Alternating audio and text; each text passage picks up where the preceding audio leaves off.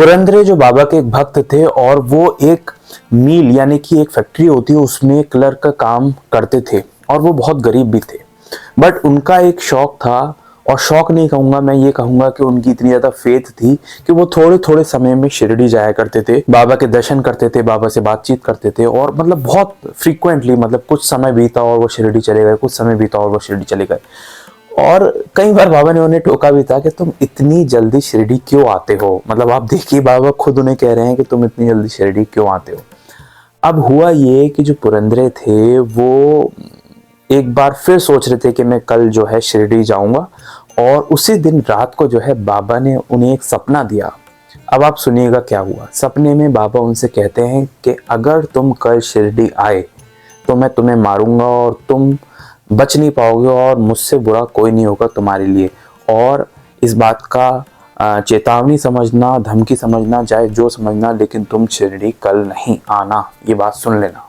पुरंदरे की नींद टूट गई। अब क्योंकि बाबा ने उन्हें कहा था और एक तरह से धमकी दी थी कि भाई तुम शिरडी मत आना, क्यों आते हो इतनी बार, और मैंने तुमसे कहा है कि मैं तुम्हारे साथ हर जगह पर हर परिस्थिति में अवेलेबल हूँ, प्रेजेंट हूँ, तो तुम शिरडी बार बार क्यों आते हो। कि बाबा की आज्ञा नहीं थी तो वो नहीं गए। अब हुआ ये कि वो अपनी फैक्ट्री गए और फैक्ट्री जाकर वो ये देखते हैं कि उस दिन जो लेबर्स थे, जो वर्कर्स थे, जो काम करते थे उनकी फैक्ट्रीज में, उन्होंने स्ट्राइक की है, मतलब वो आंदोलन पर बैठ गए हैं किसी बात को लेकर, पगार या फिर किसी अन्य बात को लेकर वो धरने पर बैठ गए हैं और वो काम नहीं कर रहे हैं। ये देख के वो बहुत हैरान थे और उन्होंने एक बात सोची कि अगर वो आज शिरडी चले जाते तो जो वर्कर्स हैं, जो ऑफिशियल हैं, जो अधिकारी बड़े लोग हैं, वो आते और वो देखते कि मैं छुट्टी पर हूँ, तो वो यही समझते कि इस आंदोलन, इस धरने के पीछे मेरा ही हाथ है और मैं दोषी पाया जाता तो मेरे को शायद नौकरी से निकाल देते थे और मेरी फाइनेंशियल कंडीशन वैसी ख़राब है। तो अच्छा हुआ कि मैंने आज छुट्टी नहीं ली और मैं शिरडी नहीं गया। वहीं वो देखते हैं कि जो ऑफिशियल्स होते हैं वो आते हैं और वो पुरंदरे को वहीं पाते हैं, तो उन्हें उन पर डाउट नहीं होता कि जो पुरंदरे हैं वो वहीं अवेलेबल होते हैं।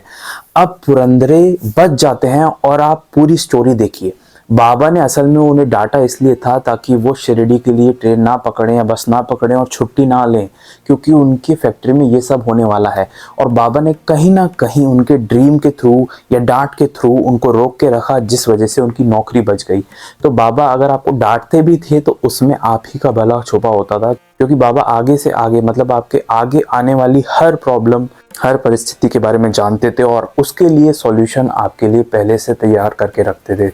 तो उम्मीद है आपको इस बात से, इस कहानी से बहुत कुछ समझने को मिला होगा, क्योंकि बाबा का जो डांटना था या बाबा का जो संदेश था वो आपके लिए ही था और आपकी भलाई के लिए ही था। इसी तरह ढेर सारी असली कहानियाँ इस चैनल पर अपलोडेड है जिनसे आपको बहुत कुछ सीखने को मिलता है। अगर आप इस चैनल पर नए हैं तो आप इस चैनल को सब्सक्राइब कर सकते हैं। मिलेंगे एक नेक्स्ट वीडियो में एक नई कहानी के साथ, एक रियल हिस्ट्री के साथ। तब तक के लिए ओम साई राम।